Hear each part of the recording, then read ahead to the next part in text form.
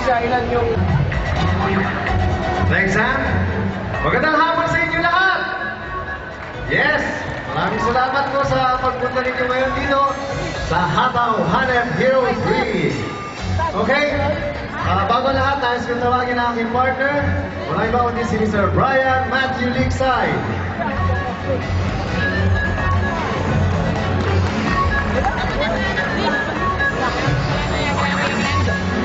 Alright, can I introduce inyo lahat, mga Hataw Hanep Hero fans and enthusiasts? Ayan, mga kaibigan, dito po kami ngayon. Para i-alis sa inyo ang mundo ng mga dubbers dito sa Philippines, ha? Mga seiyuu sa Japan dito sa Pilipinas, seiyuu din, pero Filipino dubbers, kumbaga. Okay?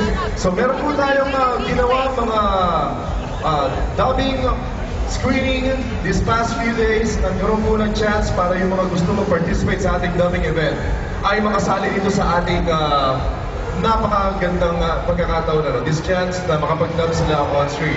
Mamaya, papakilala natin sa inyo yung mga judges natin for this event. Siyempre. Pero, nako, siguro interesado sila kung ano yung mga ginagawa natin ngayon, di ba? Pero bago lahat, nais namin mapakilala, no, Brian? Oh, sige. I am Pucholo Gonzalez, also called the Voice Master sa internet. Kami ang founders ng Creative Voices Production. Yes. Who is responsible for the dubbing booth. Oh, yung pinupuntahan nyo kanina doon ang napakahaba ng pila. Oo, so kung gusto nyo marinig ang boses nyo, kunwari, si Naruto, gusto mong bosesan, doon mo lang yan magagawa sa dubbing booth. Marami doon, Sunny Pig, Mirmo, Yakitake, Ajiko, lahat.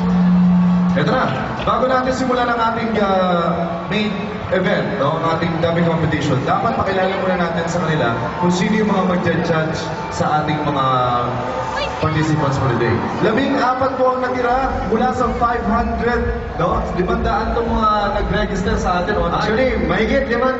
Ito ang pinakamaraming registration sa mga pa-contest dito sa Hero TV. Tapos, binigyan natin sila ng pagkakataon pumunta sa studio natin at mag-grade out to para mag-tingnan natin kung talagang kaya nyo na mag-dub. So, out of 300, ilan na lang natira? 20.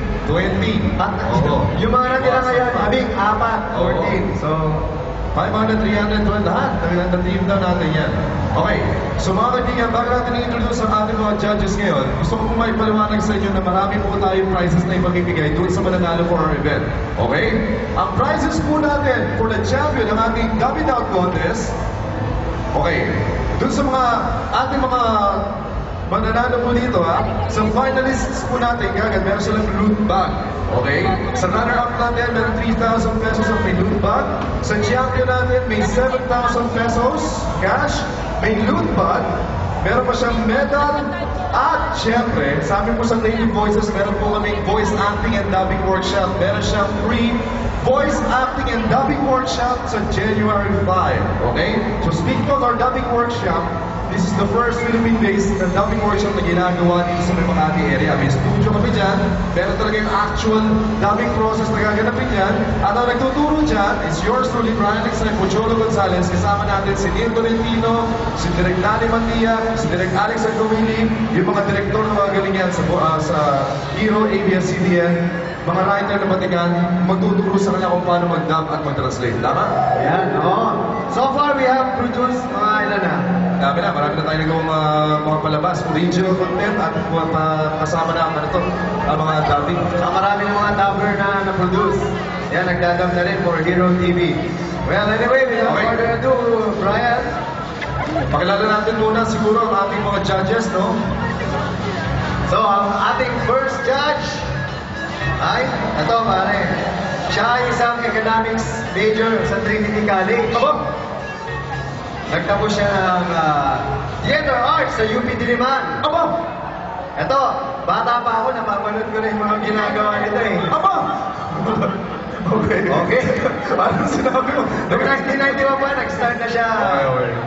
Kilala niyo ba yung director ng Peter Pan? Nanonood ba kayo dati ng Peter Pan? Siyempre naman. Ng Zeki! Director ng Zeki! Ng Meteor Garden! Director ng Meteor Garden! Ayan. Siya po ang tinatawag na discoverer of talents at tinatawag na ama sa industriya ng dubbing. Walang iba kundi ang ating kamal, si Mr. Danny Mantia! Alright. Direk. Oh, halika. Gusto ko makita. Ito kayo, sir. Yan.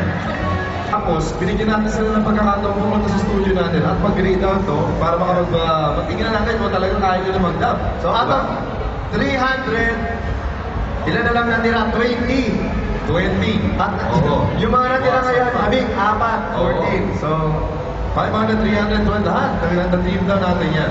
Okay, so mga kaibigan, bago natin i-introduce ang ating mga judges ngayon, gusto ko po maipaliwanag sa inyo na marami po tayong prizes na ipamimigay doon sa mananalo for our event. Okay?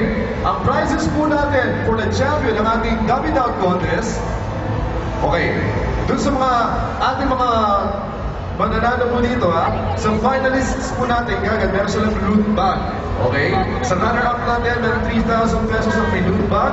Sa champion natin, may 7,000 pesos cash, may loot bag, meron pa siyang medal, at syempre, sa amin po sa Lady Voices, meron po kaming voice acting and dubbing workshop. Meron siyang free voice acting and dubbing workshop sa January 5. Okay? So speaking of our dubbing workshop, this is the first Philippine-based na dubbing workshop na ginagawa dito sa may Makati area. May studio kami dyan, pero talaga yung actual dubbing process na gaganapin dyan. At ang nagtuturo dyan is yours truly, Brian Lixon and Pocholo Gonzalez. Kasama natin si Neil Tolentino, si Direk Danny Mantia, si Direk Alex Agumili, yung mga direktor na magaling yan sa Hero, ABS-CBN, mga writer na Batikan, magtuturo sa kanila kung paano mag-dub at mag-translate. Tama?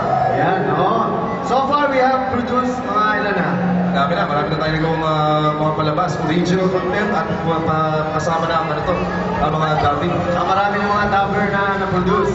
Yan, nagdadub na rin for Hero TV. Well, anyway, without further ado, Brian. Pakilala natin muna siguro ang ating mga judges, no? So, ang ating first judge ay, ito pare, siya ay isang economics major sa Trinity College. Nagtapos siya ng theater arts sa UP Diliman. Ito, bata pa ako, napapanood ko rin yung mga ginagawa nito eh. Okay. Anong sinabi mo? Noong 1991 pa, nag-start na siya. Okay. Kilala niyo ba yung director ng Peter Pan? Nanonood ba kayo dati ng Peter Pan? Siyempre na. Ng Zeki! Director ng Zeki! Ng Meteor Garden! Director ng Meteor Garden! Ayan.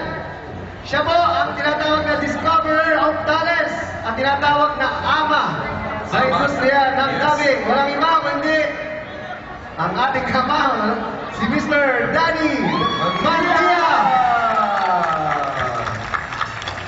Alright. Direk. Halika. Gusto ko makita. Ito kayo, sir. Yan.